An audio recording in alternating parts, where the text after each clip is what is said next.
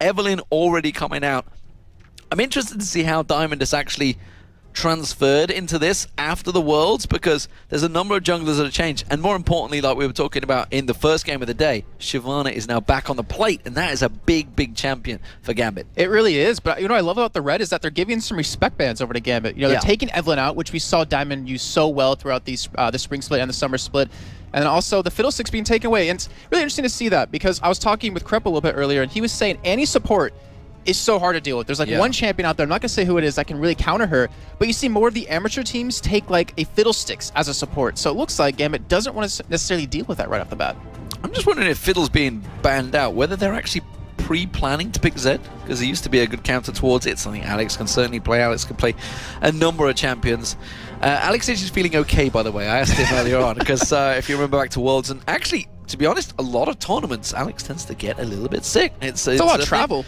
But, you know, we talked about it at the start. Gambit, anything but first place at an Intel Extreme Masters is not good for them, because this is their tournament. Their name is on the trophy right behind us, which is actually not there. Where's it gone? It used to be there. It used to be there anyway. The trophy that was here earlier on has their name right on it. It has Moscow 5 on it, to be fair. They didn't win it in 2012, but 2011 was their year. You know, if you think back to Katowice last year, when they showed up day one, they got dominated. They tried the Curse-Aside bullet time for them, for Korea, but then the next day they came back against Azubu, Blaze, and Frost, just stomped them completely. So you're definitely right. They're fighting for something here, and they have quite a few teams here to play through if they want to have the hopes of winning. Ooh, well, Nidalee banned out as well as Lucian, so they've been pretty dominant picks. Shen actually banned out. We haven't seen a great deal of Shen this weekend. I don't think if at all yet so far. But there's Shyvana being picked up first off. Strong top lane champion right now. But Renekton available, Jack's available. What else could they go with at the top lane? Will they be thinking of that, or will we be seeing the Fresh Prince? You know what? I kind of hope so for Edward's cake. I mean, he's the Thresh King. That was what he's coined when he's here in the summer split, and then he just left us. And our hearts were broken from that. But I want to see him come back with that. I know Darren's been playing a lot of Lissandra top lane, so that might be a possibility. But, you know, I was chatting with Krepp earlier, and he was saying no one really counters Shyvana top lane right now, so you have to kind of maybe 2v1 her if you want to have hopes of keeping her down right now.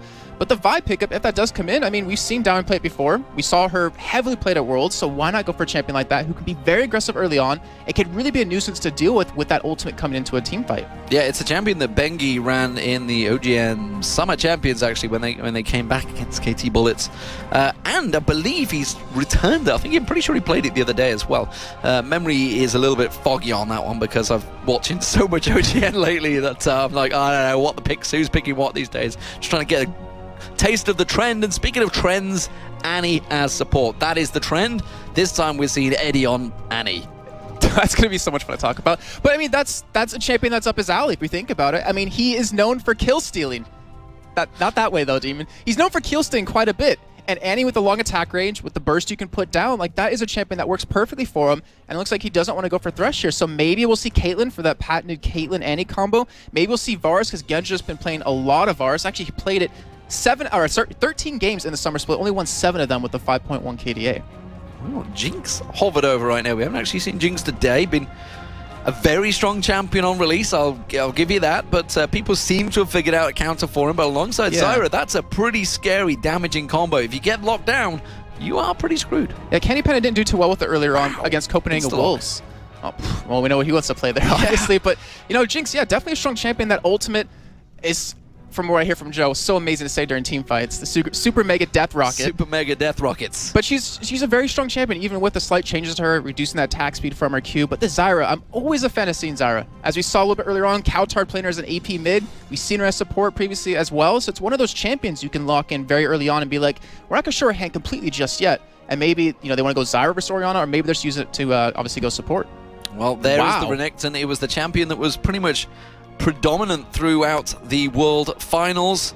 Really strong top laner, and Darian, well, it used to be a champion and he played well, and he's gonna know what he's up against in Shyvana. See how that one works out. Will they go for the 2v1 later?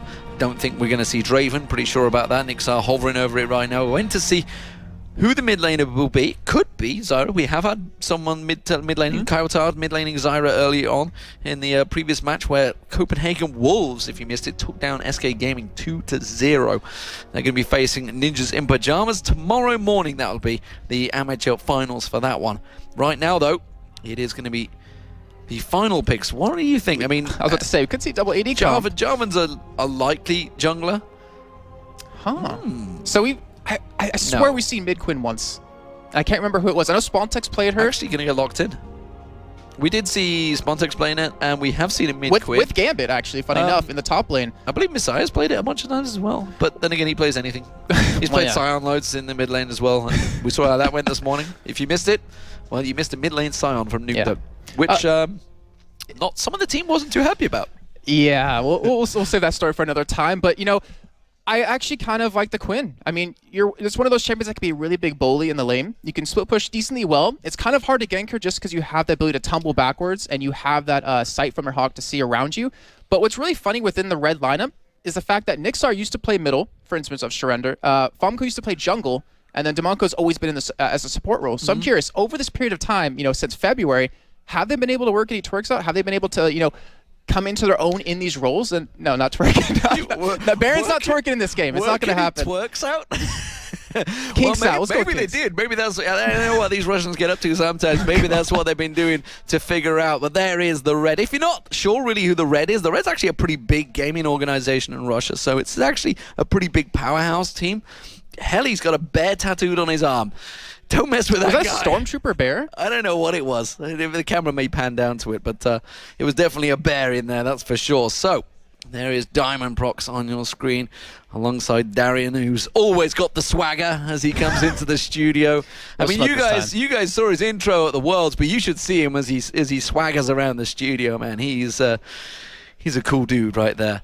But this team, I mean, they're gonna know this. It's unfortunate a little bit, I guess, for the Red, because they're coming up against their comrades, as it were. They're coming up against Gambit, who these guys probably look up to. I mean, Gambit had been on the scene for so long, since the Intel Extreme Masters Kiev back in 2011, I believe it was, when they really burst onto the scene with the Empire, which they were formerly known as, that great combo. But what do we think? What do we see here? Because this is Red, I think, from my point of view, trying something funky. They know they're not going to beat Gambit in a straight-up standard fight, so they've gone with some interesting picks. They've pulled out the Jinx. They've pulled out the Quinn in the middle. Is it going to work out, though? You know, the thing about double AD compositions is that you need to feed a lot of farm over to those two champions, and to get to that point a little bit later on is very difficult to do. But one thing I like about Red is that they do have a lot of protection for their AD carries. So you have the Cataclysm to hold there, obviously. You have the Stranglethorns out of Zyra, not to mention the Grasping Roots. You have obviously Shyvana, who can knock them back on top of that. So they can have a lot of damage, but the problem is they don't have magic damage. And we saw a game earlier on today where we just built straight armor against that, and there's not much you can really do here. So we are seeing Darren. See, this is what scares me, is that if Darren is going 1v1 against Shyvana, that means he's confident in this matchup, and that's a very scary thing if you're playing against him. I'm just scared about Edward on Annie as well. I'm scared for everyone on the Red right now, because Gambit, they have been back together as a team, effectively, for the last 2 weeks, although I know from Edward, he's been playing on my Battlefield 4 server, so he's, I don't know how much he's been practicing. He's not a very good sniper. Was he kill stealing you, though? No, he's a sniper. He's like you. He likes to sit on the roof somewhere and tries to camp it, but he's not very good at it. That's so sure. Definitely like me. Exactly like me. Exactly like you. But you know, one thing that's funny with Gambit is that actually Edward got interviewed lately. I don't remember off the top of my head who it was, but he said the problems that existed before within Gambit, which caused him to leave, are no longer there. And that means potentially the return of the team we saw, you know, a little over a year ago, when they were just so dominating. And I want to know, can they do this? But you know, on Red's side, think back to Meet Your Makers coming into the summer split. They had a phenomenal week one, going 4-1. They caught teams off guard because they had the opportunity to research them. The Red might have that same opportunity right now, and hopefully for them, they take advantage of it. Well, and it's more than research. It's hunger. It's hunger to win. And has Gambit still got that hunger? It's a team that's been around, been victorious, been very close to winning World Championships in Season 2. And, you know, they managed to go 2-1 with Taipei Assassins. So is it a team that's still got that hunger? Now they're back together as the original lineup. The original gang is back. Are they as hungry as ever? Bearing in mind, this is the Intel Extreme Masters. Haven't actually seen Groove here either, so maybe the manager has not traveled with them. Maybe I've just not seen him, but no, he's not with them. I saw them in the stairs and I didn't see them, so they are here without the manager as well. So gonna see how this one progresses for them. But they are up against the Red. The Red themselves have a mountain to climb, I feel, playing up against Gambit. And this is great zoning already. Yeah, look how scared they are to go up head-to-head against him as AD carry and support. And obviously, you know, with Edward having the anti-stun up, with that constant harass that he's been doing right now, it's really applying a lot of pressure. Not to mention, he's sitting on 30 AP. This is an all-in fight. Wish is going to go for it. That's the question. It's going to be Darian trying to flash in for it. Fire it. Having to flash straight away. That was an all-in fight from both of them. All summoner spells used from both players, chugging through those potions. And so far, it seems that Darian may well be coming out on top. Yeah, he's making a stamp on this lane. He wants to show that I will control this. You're not going to be able to really snowball on us right now, as we saw Shyvana just do so well earlier on today. And we even see Famco a very early gank right now, but he's going to be spotted by a Warden. This is very dangerous because it's not going to happen most likely with Darian already seen him back away. And now he misses out on a little bit of CS here. But still, I like the presence though. I like the decision for him to kind of interact with other lanes so early on. Well, he shoved his wave up straight to the tower, so I don't think he lost too much experience. He maybe would have lost 1 or 2 minions, but yeah, like you said, that ward. Interesting to see that ward in the first place. I didn't see whether it was Darian that placed it or whether it was Edward that roamed around there early on that had put that ward down, because as we know from Darian, he gets caught out a few times. Yeah, once or twice. A little bit too far up lane, but this top lane, or bottom lane, whatever you'd like to call it, is already going heavily in favor of Genja. Genja's got double the CS almost of Nixar. Nixar's going to have his work cut out to keep this one going, because Eddie's doing a great job at zoning out, but also we're now seeing Genja splitting off to the side. Look at Diamond with the double buff, sniffing around, see if he can pick anything up, but it's not going to happen, and he's going to return back to his jungle. And one thing about that top lane that's making it so dangerous for the Red to go up against him is the fact that Edward's running 30 AP. So if he's going to hit you with his 8% magic pen, it's definitely going to hurt. And that's what's causing him to kind of sit back, you know, just try to farm up, not give away any kills just yet. But Diamond, he's spotted going down here, and looks like he wants to tax lane a little bit, shoveling as fast as possible. And Faris, he's actually not going to back away. He's going to stay here. He needs this experience, or he's going to fall really far behind. Oh, Alex is going all in on towards Famco. Famco, they've reversed positions right now. Has he got the damage to turn this back around? Alex is taken very low, pulls out the defensive ball, has to flash away from it. Famco's going to flash through. Oh, manages to get it up, but the ball is back, and Alex picks up first blood. I think we can say, without a doubt, Alex has been practicing over this vacation right now. That was ridiculous, but I've been flashing a little bit early just to get that vision away from Famco, so he didn't know what exactly going to happen here. But Genja going to get caught. Genja caught out. They're having to dodge out away from the choppers. Flashes through again, throws out the barrier and the hail of arrows, and taken very, very low. We already saw that Edward wasn't in the lane, so this is good pressure from Red. Yeah, a little bit surprising considering how passive they've been playing this entire time. But right now, as you can see on that minimap, we have Diamond Prox heading up towards this top side. He will not be spotted by a ward right now, and potentially with that red buff, he could go for a 1v2. They're both very low as well. I'm wondering whether he's going to go for it. Eddie's coming in. We know how aggressive he can be, but instead he's not going to go rushing straight into the lane. He will just pass on by. And also Diamond, if you noticed, he took full lane text in that bottom lane. That's what I want to talk about before the action kicked off. He wiped out all the minions and the big minion. He picked up about 120 gold from that lane away from Darian. And I honestly, I like that, because that's what it's come to in Season 3, is that the junglers have to tax. They need the money, they need the experience to really stay with the game. And obviously, when Diamond Proxy gets level 6 on this buy, he becomes so deadly that even Famco, I'm pretty sure, can't escape from that without a flash. And you pair the, the ball delivery system on with that with Orianna, and you're probably going to be able to kill someone very easily. It's a game of Doran's Blades right now. We're seeing triple Doran's coming out from Nixar on Jinx. We're seeing Famco with two Doran's Blades in that mid lane. Another Doran's Blade, this time on Shyvana, and one on Dimashka, I think we decided it was going to be, wasn't it? I like how Nixar's going triple Doran's Blade, because Genja's like, I know that build.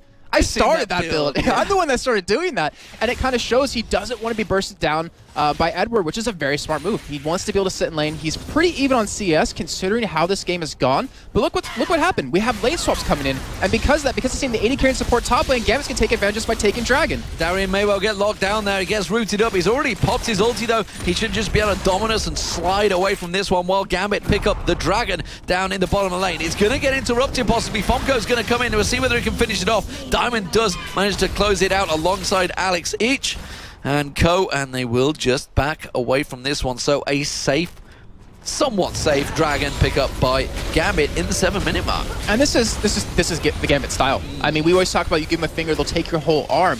They got those lane swaps to happen. They realized that, hey, Nixar and Demoncore top lane, why not go for Drag right now? We can send Darian up there, he can survive very easily, get a free Dragon, get some extra gold off of it, and right now, they're already looking at 2k gold lead. That's going to be a tempting target for Fiery's that. He's looking at him, he's got his ultis, he's fully stacked up there, and he's wondering whether to go for it. Blue buff given across to Alex Sitch, Darian chugging through those potions. He has got a giant spell, so it's somewhat misleading thinking he's low on hit points, because you can see he's at 1,000 hit points despite it being that low. So not going to take the bait, but Fomco may well join him. Pops his vision, checks out the red buff, and there's going to be a 2-man stack in this top wave. But look at Diamond. Diamond already heading this way. Is he going to get there in time? I don't think he's going to. And it's going to be Fomco and Fiery's clearing out. That's going to be Fiery's taking very, very low, but it's a kill nonetheless. And great timing too, because they realize, hey, Darren doesn't have his ultimate. He just used it in that defense in that 1v2 top lane. So right now they take complete advantage of that. They get the kill. They get the turret very low. In the meantime, we're seeing them hold down middle. Alex going the ultimate here. Yeah, well, actually, I think it was Damashka that's gone aggressive on him. And Alex is just like, fine, you want to fight me? I'll take a fight, no problem. You've seen my balls. They're going to be delivered all across the map.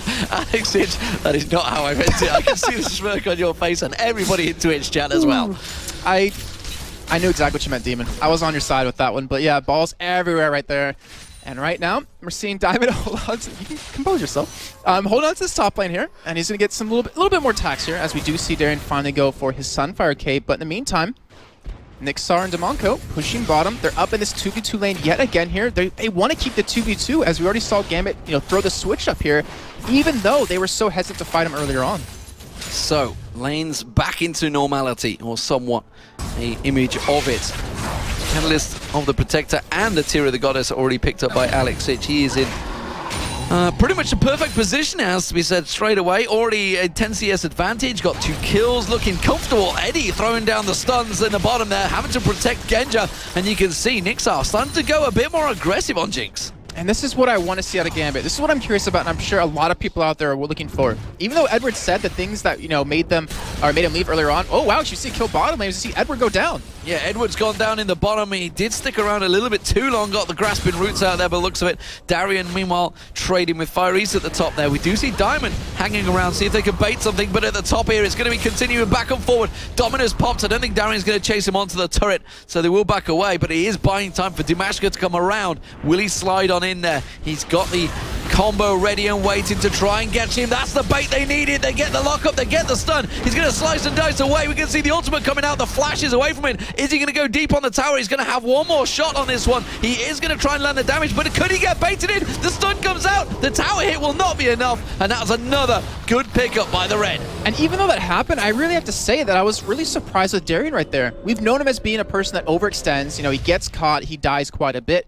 But right there, I mean, he was able to bait the jungle to the top side, able to almost escape right there, and really allow time for the rest of his team to make something happen in other lanes. And I was trying to point this out earlier, is that, we had Edward say, the problems that were in the team before are no longer there.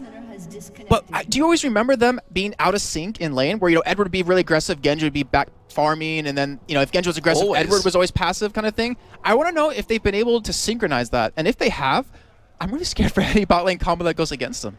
Yeah, I mean, they always were, and that was the main complaint. And we've seen, whether he goes too aggressive, Genji generally sits back and passive farms, and as it is, not seeing too much to suggest that that's changed. Yeah, it's been, I'll just say, really quiet in their lane so far. I mean, Edward put out some great presence earlier on, but we've only seen, obviously, 1 kill, which went in the favor of the red. And I don't know. I mean, you're an Annie. He's level 5, so he doesn't have his bear stun just yet with that extra damage. Things will change around in a little bit here, but keep in mind, Gambit did have the first dragon. We'll have it coming up in just over 2 minutes here, and if they want to go for it yet again with that available, it's going to be very hard for the red to contest it. So far, it is 3-2 in favor of red. They are behind in gold, though, because, like you said, that dragon did get taken down. Assault battery on towards Fomco. He's only just got back into the game, and he's already dead. Diamond Prox was there, and Alex Sitch picked up the kill. No, I tell a lie. It was Diamond. I'm completely out of sync, as are the players, it seems, because they've gone for another pause. As the top lane tower was about to go down, Eddie is just going to reconnect, so they're just sorting that one out. There goes Edward. He'll be back in a moment, guys. Don't worry. And that last fight, though, that was really great timing out of Alex. I mean, obviously it was a gank coming in. It's pretty hard to miss that ultimate, but he used it right when we had Fomco vaulting away on Quinn, trying to escape that. It pulled him right back in. Another easy kill, and that's what we were talking about a little bit earlier on. And it's also interesting is that Alex Sitch, look at his build. Yeah, but speaking of builds, let's have a look at the builds, because you can see them on your screen, so you'll have to take through the viewers through it, because they don't have vision just yet. All right, well, the one thing that kind of is interesting for me is Alex, he went for a Catalyst, went for a Tier, and 2 Doran's Rings. So he's going for like a Rod of Ages, I would expect with that. Maybe a Banshee's Veil later on if he wants to, even though there's no magic resist. Maybe just dodge a Grasping Roots or something. And he's going for, a lot of mana with the Tier on top of that. So he's going to be lacking a little bit of damage, but the rest of the team makes up for it. But just with what they have with that Annie, even though your support, you still do quite a bit later on. You have Genja, who's happily farming away, has a 21 CS lead over Nixar. And not to mention Darien, just with the Dominus up, with his Sunfire Cape, he hurts a lot. So, first turret of the game goes down, and it's the red that take it. Not something I was expecting to say, and they are starting to put up an interesting performance here. Has Gambit been caught napping, or are they just a little rusty? And they just need to get their stride going. Who knows? This is a team, as I've mentioned many, many times, that are very successful at the Intel Extreme Masters, and it is something they are very proud of as well. They like to pick up victories here at the Intel Extreme Masters, and why the hell not? Their name's on the trophy 1 year. That was 2011. Unfortunately, the Koreans stopped their dominance in 2012, despite them getting to the quarterfinals, or was it semi-finals? I can not remember back at CBIT 2012. But nevertheless, it was the 2 Azubu teams that stopped their progress. And right now, Gambit, I don't know. I'm not 100% convinced just yet of their playstyle. I mean, obviously, it's the first game in a while, at least in a tournament setting. The game is not really in favor of currently the Reds, as they still have that gold advantage, but they haven't been on par, as fluid as we've normally seen them be going around. And as you can see, Diamond, he's a minute early to this Dragon, and that kind of shows maybe there's a little bit rust within the team, or maybe he's just trying to see if there's any enemy wards on that, if anyone's going to come by and show their presence. He hasn't got a Oracle, has he? No, he hasn't. Just checking out whether anyone's going to spot towards him. But yeah, the time, like you say, the timing, he is a good minute early there. He's going to clear out those raids. He's going to find actually in the jungle. They may go head to head. You can see Dimashka taking him behind him, but instead he's going to back away. Had the support of Alex Ich, whose ulti will be back up in just a few moments. I'm interested to see this Shyvana pick, because it was taken away as the first pick, and it is 2-0 up. This could become a problem late game for Gambit, because late game, Red's team's actually not that bad. Yeah, it definitely is. I mean, the double AD carries, if they can get them both farmed up to that point where they'll be strong to deal with the enemy team, then it's going to be very hard to dive anyone on Gambit's or on the Red side. And then you have, 2-0 Shyvana, you just pointed out.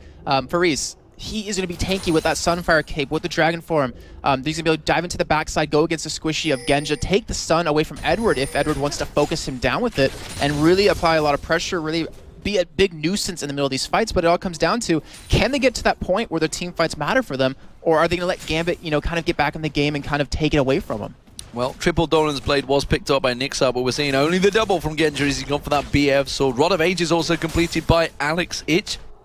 Sunfire Cape's going for both of those top laners. There's going to be the blue buff going across to Alex, Diamond gifting him that one. In terms of CS, it's a huge, huge advantage for Alex Ich. You can see 40 CS difference. Both the other lanes really are fairly even. The top lane, you can see actually between them, it is Darien with the lead, despite the fact he's 2-0 down, which is why that gold differential, about 400 gold. Not too bad right now, because Gambit themselves have picked up that Dragon, which has respawned, and nobody really from either team making any moves towards it. Yeah, not just yet. And right now, Alex, he might get caught here. That word was spotted. We are seeing them go in for it. He is going to jump in. Cataclysm was used, but he flashes out of it. But that doesn't mean Alex's flash is down. Didn't try and go for the shockwave. Don't defend it. Realize he's in a 2v1 situation. No way of winning that fight. There's two forms of Alex, which is a little bit weird to say. There's one where he's very mobile, roams around, picks up kills around the map for like a Kha'Zix or a Gragas. And there's a second one where he farms really well, which currently he's doing, like you mentioned a little bit earlier on. And in the summer split alone, he had the 3rd highest GPM out of every single player at 373. And right now with Dragon coming back up, it looks like they want to go for it here. They have the pink wards invested. They have the manpower down here. But right now, Darien's in the top lane, while Faris is already heading towards Dragon. Yeah, Darien is miles away, not going to be involved in this fight. And it does mean it's going to be a 4-on-5. Red are gathering all in one position. Chain of Corruption catching on towards Dimashka, though. That is going to be him down. Now can they catch on towards the next one? You can see Alex is in trouble, but he pulls out the shockwave, gets that defensive ball back on. It's a double kill for Edward. Would you believe it? The man is back, and he's killing again. That was such a great job by Gambit right there. They committed so many ultimates into that fight just to kill Demonko, using the Vi and the Annie bear stun right there. But it didn't matter. In the end, Alex was tanking up with that barrier, with that build he's going to survive it. They pick up 3 kills, they pick up Dragon, and right now, the Red just gave him a finger. The Red just gave him a finger, and they are pulling the entire arm. It's not the middle one, thankfully, though, and the Red are just keeping them back. We're dropping them left and right today, Jason. It's my turn again now. So that was the Dragon. That was a bunch of kills, and Gambit suddenly stretch their legs in this match. Red Buff going across towards Diamond, and Darian goes back to the top to continue his merry farm. And this is the danger. If you're running a composition like the Red, you cannot afford to fall behind with this double AD carries. You look at Gambit's side, you know, Alex, he picked up the Seeker's arm guard, so he's going for the armor. We already see Darian invested into the Sunfire Cape. We're going to see Diamond building towards a little bit of armor and a couple of minutes here. And the Red, they don't have the penetration they need early on to deal with that. Well, Bloodthirster has just been picked up by Genja, but right now the trade back and forward in this top lane continues. Both got some fire capes, so both just going to be burning away on one another. Darian has got his ultimate available. He's going to pop the Dominus. Goes back in there. He's waiting for Faris to actually pop his ultimate. Hasn't quite got it ready. He just could have gone in for it, but we saw just got a glimpse of Dimashka there, I think, or maybe he's just spider senses were tingling, realizing if he's going all in for this one, there must be someone else nearby. And wisely, Darian, for once, backs away. Ooh, look at that damage out of Genja, and that's a typical build he always goes with. He has that 17 fire armor pen, and most likely go with Last Whisper after this since he never builds attack speed. But Diamond, he's going to be coming in here for gank. He was not spotted by a ward in that tri-bush, and he's going to be going in. Assault and battery on towards Dimonco, gets him straight on. The chomper's coming down. Nixar caught with the chain of corruption. Tibbers goes down on his head, and just like that, the piercing arrow takes off his head. That stud, the CC they just applied right there. I mean, even Diamondprox didn't hit the target they were going to go for the kill on a Nikasar, but the bear stun with the chain of corruption out of Genja, which is enough to hold him there long enough to pick up that very, very easy kill. Last I checked, Nikasar hadn't left Riot to join, become a pro gamer for the Red, but Nixar is there indeed. It is going to be the bottom turret going down. Gambit going to be picking that one up. Meanwhile, you can see Diamond just off the side, taking down those golems as well, trying to get interrupted by Dimonco. But instead, they're going to let the minions take it. They've caught out Fomko. Fomko's come around. He's tried to go a little too aggressive. Caught out with the stun. Is it going to be enough? Fomko goes down. Stranglethorns will bounce up Diamondprox. Now they're going to go towards Dimashka. Dimashka and Dimonco in trouble. Diamondprox is going to take down Dimonco. Flashes away. Flash followed by Faris. Faris should be able to take down Diamondprox at the side. Can they close any more out? That's the question. Eddie has got a stun available. He should be able to stop it off the side. Genja, for some reason, he's decided to go one-on-one down the bottom here. He may turn it around. Hail of Arrows caps him down. Dimonco picks up the kill along with Faris. That's double for the Red, and they try and pick up something from it. But while it's all happening, top tower going down, and Alex has driven through the mid lane, taken down the turret and pushing on towards the inner. And look how many men they had to commit for that fight, just for a 2-for-2, and now they're losing 2 turrets on top of that. I mean, they needed all 5 members there to really hold on to that, as we saw Nixar down a little bit earlier on, so they needed 4, but even with that, they struggled to really get those kills, and Gambit in the meantime just completely taking advantage of it. Even Alex just waiting on the sides to maybe go for a blue here, and now Faris, he might be in trouble, as we do have a 2-man Gambit squad up here. Here they go. It's going to be Alex Hitch coming round. He's already 3-0-3. His shockwave is available, but he's not going to pull the trigger on it. Now he could. No, pulls instead back towards Darian. And, well, we see Faris defending that one. They didn't really have vision, which is why they're backing away, but so far Gambit are looking good. Oh my god, Demon, I almost had a heart attack. Genja is building attack speed. I think this is like the second time in his entire career of League of Legends for him to build some attack speed of any sort. So he's not going for that Last Whisper, he's going for that Zeal. What happened to Genja? This isn't the Genja we typically know. Well, they said the changes have happened. Maybe this is what we're starting to begin to see. Is this the new Genja? Is there going to be a new aggressive Genja? I wonder. He did try and go in a straight-up duel, despite the fact he realized he may be in trouble. Diamondprox once again waiting in the wings, going to try and come around, see if he can get on towards anything. And the Red have got to be careful, because Diamondprox at 205 is looking for kills. And when he gets rolling, I mean, just on a Vi alone, he is so deadly. I mean, Darren, he's 0-2, but no offense to him, that's kind of what we expect out of his lane, since he constantly is aggressive, he constantly makes the other jungler to go to his lane.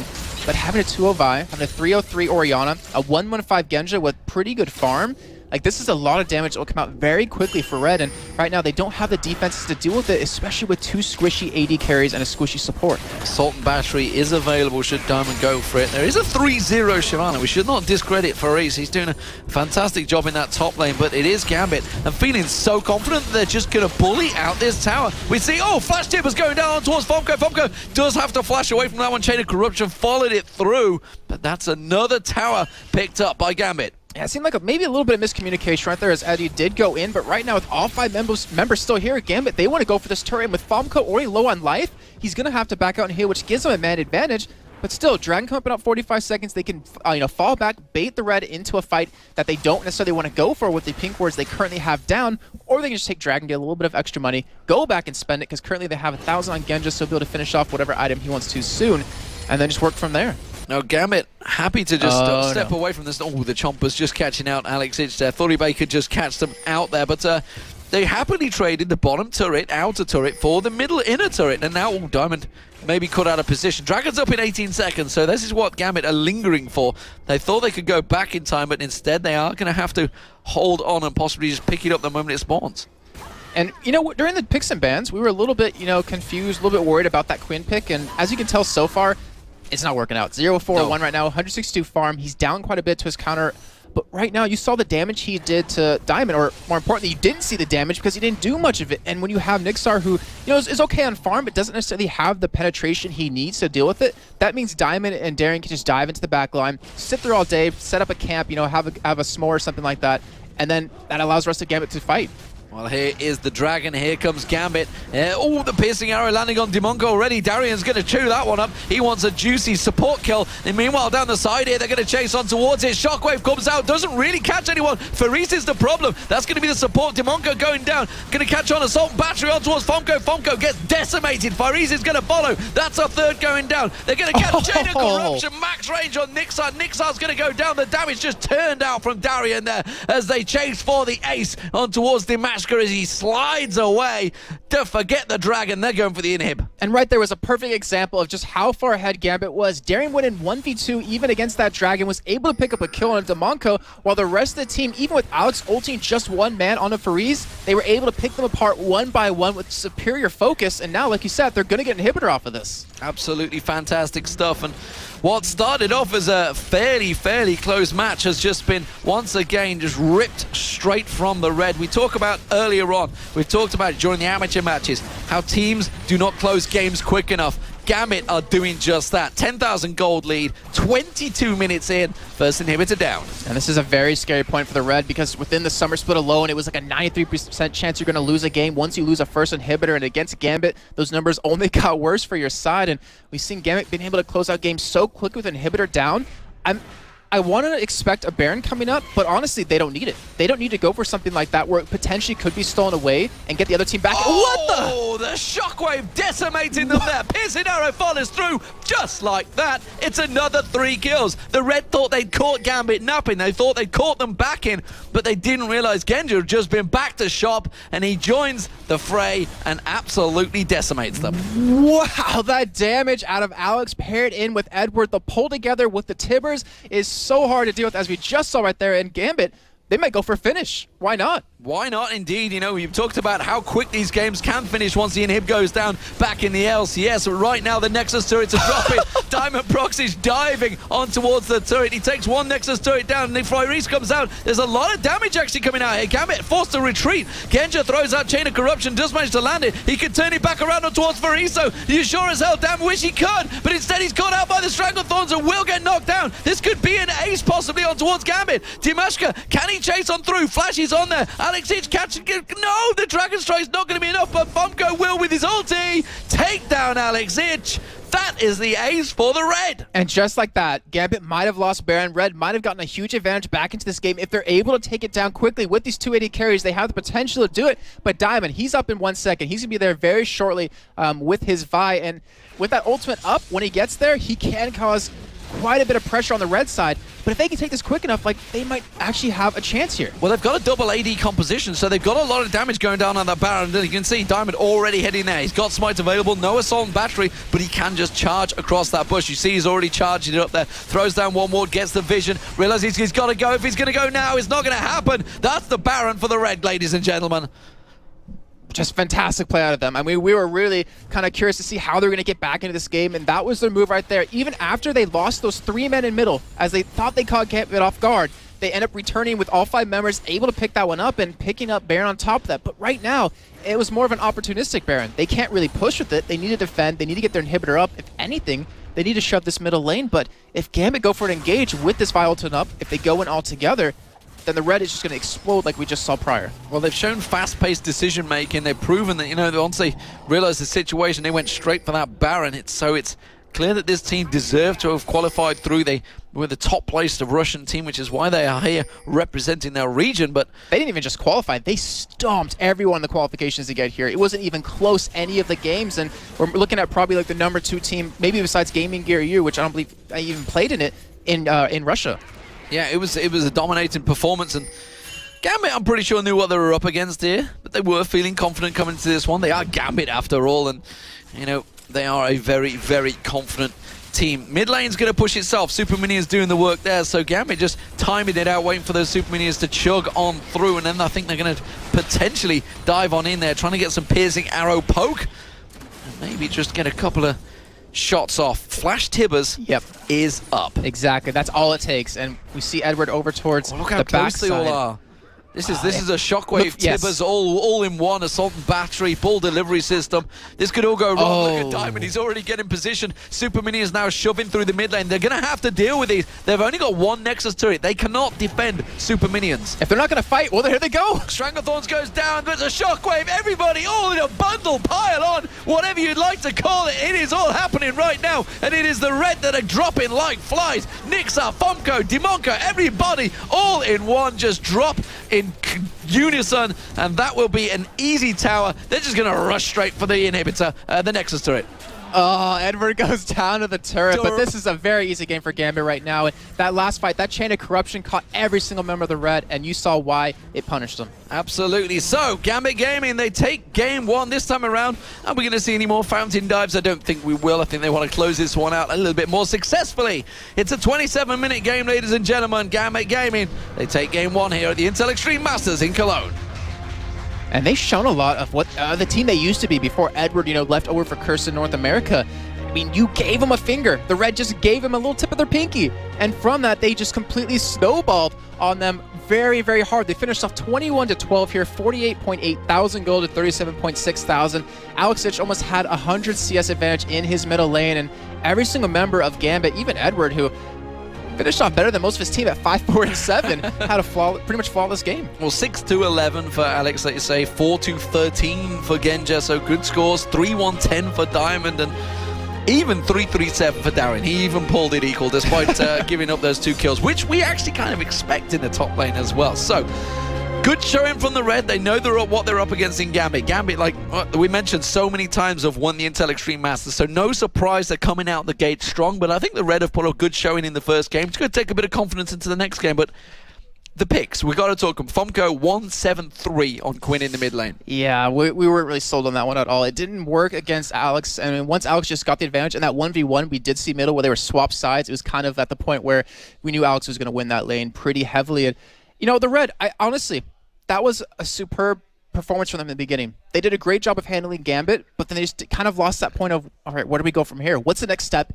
or the next key in beating Gambit? Yeah, and Gambit knew exactly what to do. Once they got in that position, despite the fact they just lost Baron, they were just like, well, we maybe overstretched it a little bit, we still got the game in control, and sure enough, they just used their map pressure. The Super Minions did the work for them. They just followed on through, and for the red, they kind of knew that they were in that dangerous pressure situation. They knew they had to deal with this mid lane or fight now, and maybe they just chose wrong. I mean, going into fight against even with the Baron, even with a team that has got so much AE potential, you saw it.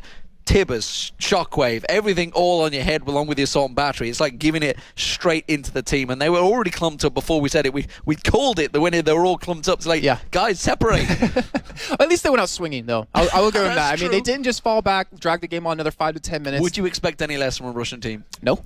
No, you would expect them to fight, and fight is what they did. Game 2 will be coming up shortly, ladies and gentlemen. We're going to have a quick commercial break, and we'll be back. It is the Intel Extreme Masters here in Cologne. The pro tournaments are underway.